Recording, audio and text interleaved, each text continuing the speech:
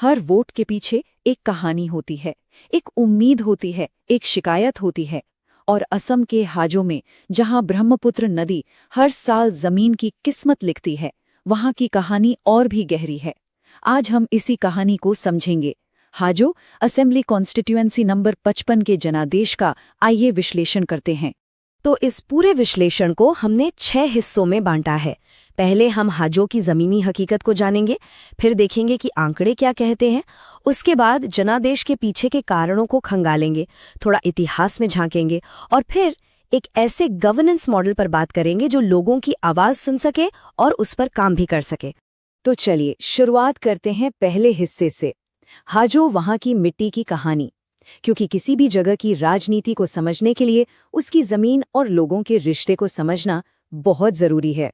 यहाँ जिंदगी की लय नदी के उतार चढ़ाव और फसल की उम्मीद पर ही चलती है। ये तस्वीर है हाजो की, असम के कामरूप रूरल जिले का हिस्सा, असेंबली कॉन्स्टिट्यूएंसी नंबर 55। साफ दिखता है कि ये एक ग्रामीण इलाका है। यहाँ सब कुछ खेती बाड़ी के इर्द गिर्द ही घूमता है।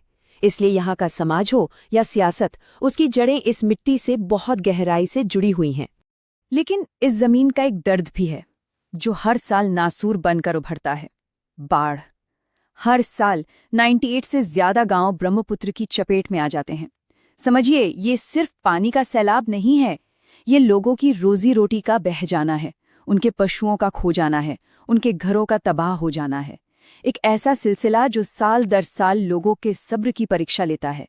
बाढ़ तो प्रकृति की मार है, लेकिन उससे भी गहरा जख्म तब लगता है जब इंसान का भरोसा टूटता है, जिसे नकली बीज घोटाला कहा जा रहा है।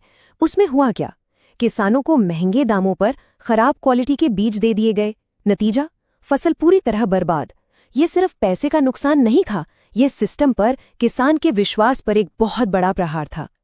और इन सभी मुश्किलों के बीच जो एक चीज रोज की जिंदगी को और कठिन बनाती है, वो है यहाँ की सड़कें। हाजो गुवाहाटी बारपेटा हाईवे, जो इस इलाके की लाइफलाइन है, उसकी हालत ऐसी है कि गड्ढे ही गड्ढे हैं।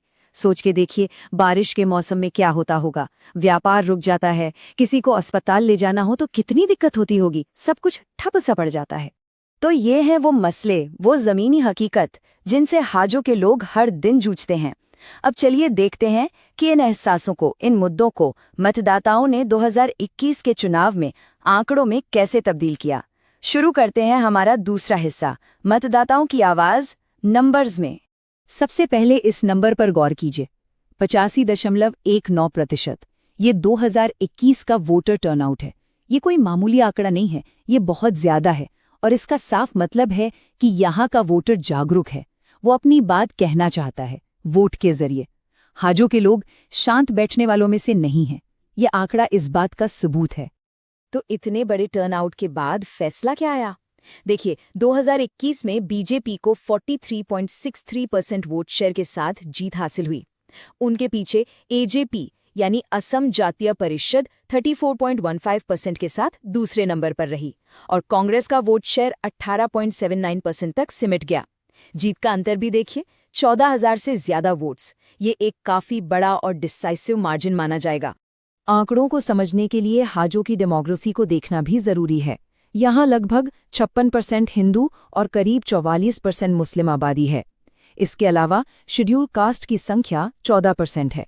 लेकिन इन नंबर को सिर्फ नंबर की तरह मत देखिए। ये अलग अलग समुदाय हैं जिनकी जमीन से जुड़ी अपनी अपनी आर्थिक सच्चाइयां हैं और उनकी अपनी अपनी उम्मीदें भी।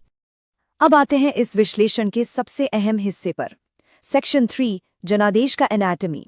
सवाल यह है कि 2021 में हाजो का नतीजा ऐसा क्यों आया? देखिए, इसका जवाब अक्सर लोग चेहरों में ढूंढते हैं, नेताओं में, लेकिन असली जवाब जमीनी सिस्टम की मजबूती और कमजोरियों में छिपा होता है। अगर हम तुलना करें तो एक तरफ थी बीजेपी, जिनके पास एक वेल ऑर्गेनाइज्ड, एक सुसंगठित कैडर था, एक ऐसी मशीन जो वोटर को घर से निकालकर बूथ तक लाने में माहिर थी। और दूसरी तरफ कांग्रेस, जिनका संगठन उसके मुकाबले कमजोर दिखा।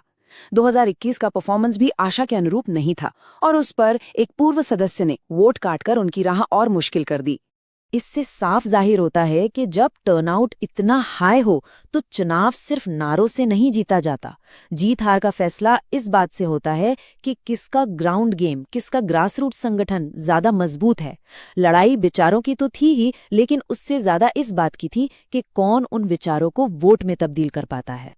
और यहीं पर लोकतंत्र का एक बुनियादी उसूल सामने आता है, नागरिक का सम्मान, डिग्निटी ऑफ द सिटीजन।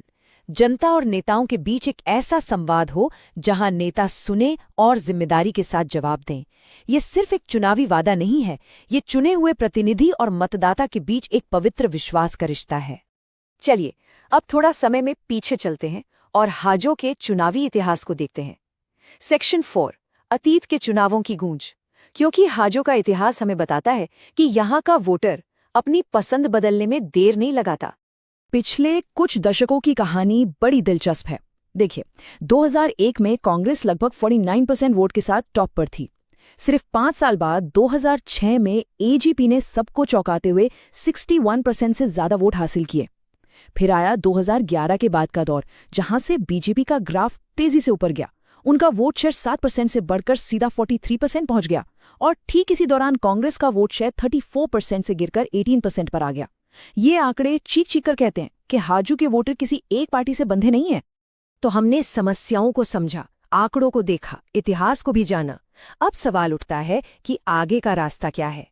यहां से हम एंटर करते हैं 5वें हिस्से में, शासन के लिए एक ब्लूप्रिंट। एक ऐसा सिस्टमैटिक अप्रोच जिससे कोई भी राजनीतिक दल लोगों का विश्वास दोबारा जीत सकता है।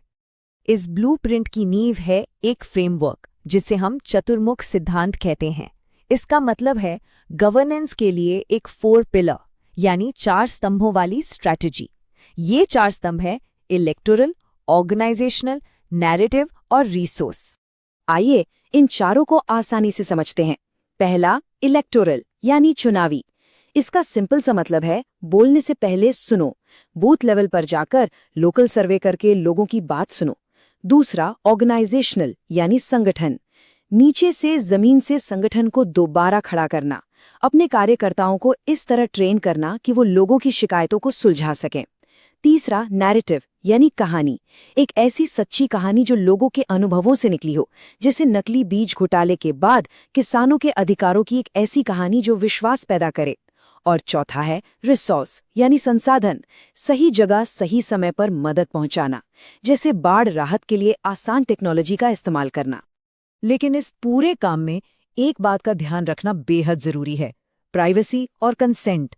भारत के कानूनी ढांचे के अनुसार किसी की भी निजी जानकारी का इस्तेमाल बहुत जिम्मेदारी से करना होता है। मकसद लोगों का विश्वास जीतना है, उन्हें सिर्फ डेटा पॉइंट बना देना नहीं। टेक्नोलॉजी का इस्तेमाल लोगों की सेवा के लिए होना चाहिए, उनके खिलाफ नहीं। और अब हम आते हैं अपने आखिरी हिस्से पर, सेक्शन 6, शिकायत से शासन तक। यहाँ हम उन सभी मुद्दों को जो हमने शुरू में देखे थे इस ब्लूप्रिंट के सॉल्यूशन से जोड़ेंगे। तो हाजो की टॉप शिकायतें क्या हैं? सबसे ऊपर, सबसे गंभीर, बाढ़ से होने वाली बर्बादी। उसके बाद नकली बीज घोटाला जिसने किसानों का विश्वास तोड़ा। और फिर खराब सड़कें जो रोज की जिंदगी पर बोझ हैं। ये वो असली मुद्दे हैं जिन पर काम करने की फौरी जरूरत है।